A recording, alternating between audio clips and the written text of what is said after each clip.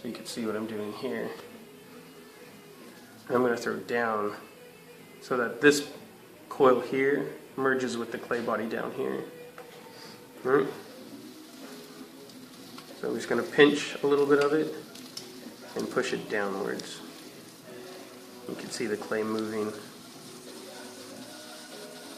and that'll help it create a nice bond with the actual body, the bottom of the form I'm making here. Okay. So the next step is I'm going to pinch my hand like this and push down with this here. And that's channeling it to help it become a smooth, and it'll also keep the top from wobbling too much.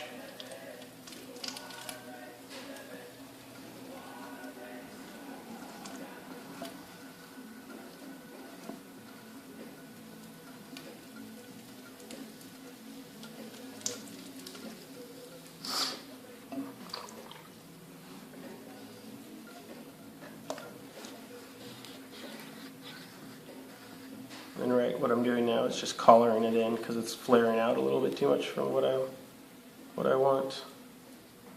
So I'm just going to collar it in to bring it in a little bit. Okay.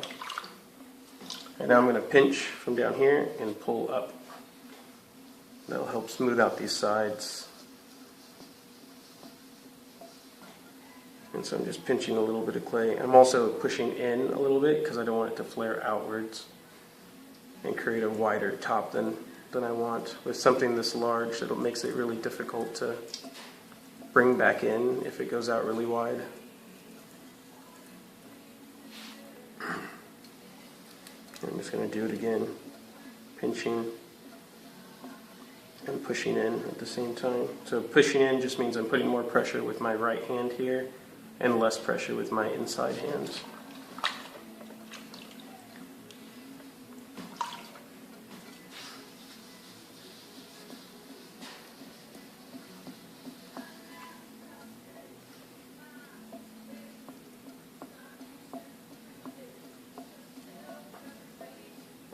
And stuff like this, I'm keeping my arms close to my body to help me give more support so that my arm's not kind of flexing, pushing back and forth, because the pot's trying to push me around. So you can see my elbow is in the crook of my leg and my waist there. I'm just kind of wedged, giving me just that little bit of support. That'll help me keep this and keep control over this. I'm going to throw it down to try to help get rid of this little bump here. That'll just help merge the two bodies together a little bit better. I will go back afterwards and trim, so I'm not overly concerned about if this is not perfectly centered all the way up and down. I'll try to get it as close as I can, but at the end I'm just going to come through and trim the whole thing anyways. I'm going to collar it again to try to bring it in.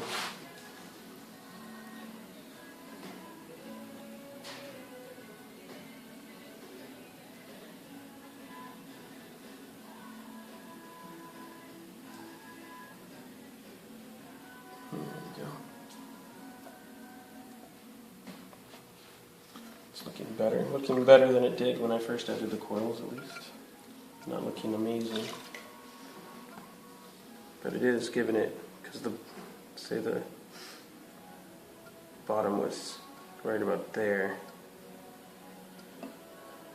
It's giving me a decent 7 inches so far with those 3 coils of clay. I'm going to pull up another time, again pushing with the outside hand and just kind of guiding it with the inside hand. Gets to a point where you have to decide when you want to start bringing it back in for the top. And I think that point's probably right about there. So I'm going to curve this in just at the top, not really at the bottom. So I'm just going to collar it in right there.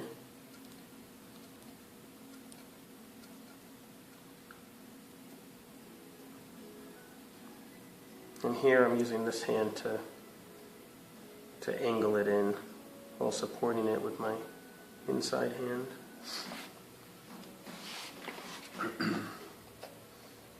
I also have this big plastic rib that gives me a much wider surface area than the little metal rib. So it's about twice the surface to keep it flush against here to help me keep the shape I want.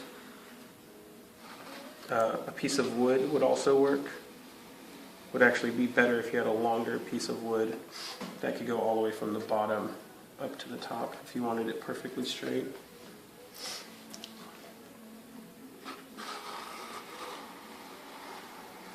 This also gets rid of some excess water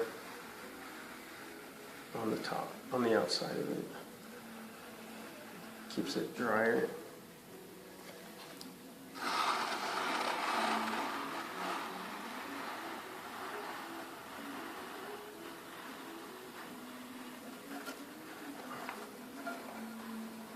So you can see the curve, it's starting to curve back in. It also has a slight curve there, which I need to fix that. I'm just going to try to collar it back in a little bit. Put some water on the outside to help smooth. I'm going to start at the bottom.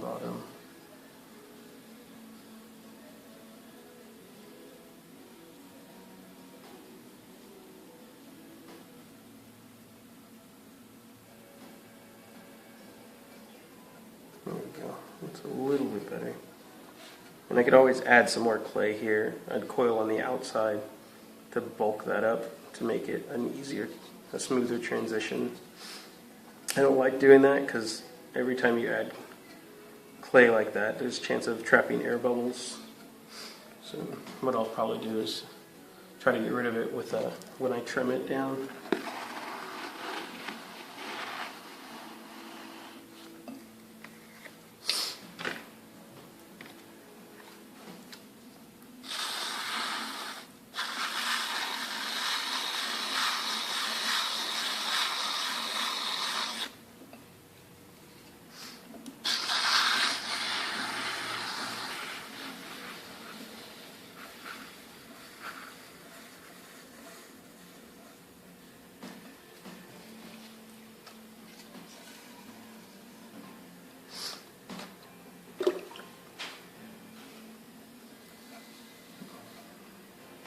What I want to do is try to angle this top part in a little bit. So I'm going to push a lot more with this. I'm not pulling up. I'm not pulling any clay up. I'm just trying to guide the clay where I want it to go. So I'm going to kind of push it in just like that. And then come down a little bit lower and do the same thing. And then once again, just guiding it to make that transition.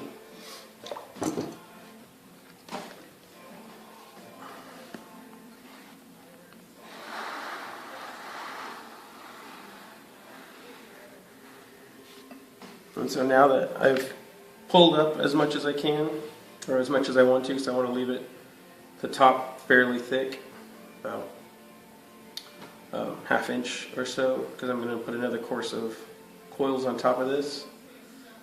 And now I want to make sure this top is level, and you can see how uneven it is. And that just comes from the coils not being perfectly round when I put them on there. So this is where the needle tool comes in. And what I'm going to do is just slide this into the clay while keeping my finger on the inside. I'm just going to put it in at an angle. Like, I'm not going to go directly in to it like that, but set it at an angle, and I'm just going to pick the lowest spot that the clay goes to, because I don't want to cut off more than I have to. And I'm just going to slowly go. I'm not just forcing it in, I'm just letting it slowly go through until it touches my finger, and then I let it glide through at least once, all the way around touching my finger, and I could pull off that bit of clay, which goes with the rest of the clay that from the coils. And so now I have a nice level top. And remember, I'm going to trim this up when I'm done throwing it, which hopefully will be tonight if I can get it dry enough. If not, tomorrow. What I'll do is I'll wrap the bottom in plastic if that's the case, so that the bottom doesn't get any drier because it's already leather hard, but I want this to get leather hard too. So, and then tomorrow I could throw another set of coils on top of it. Alright, thank you for watching.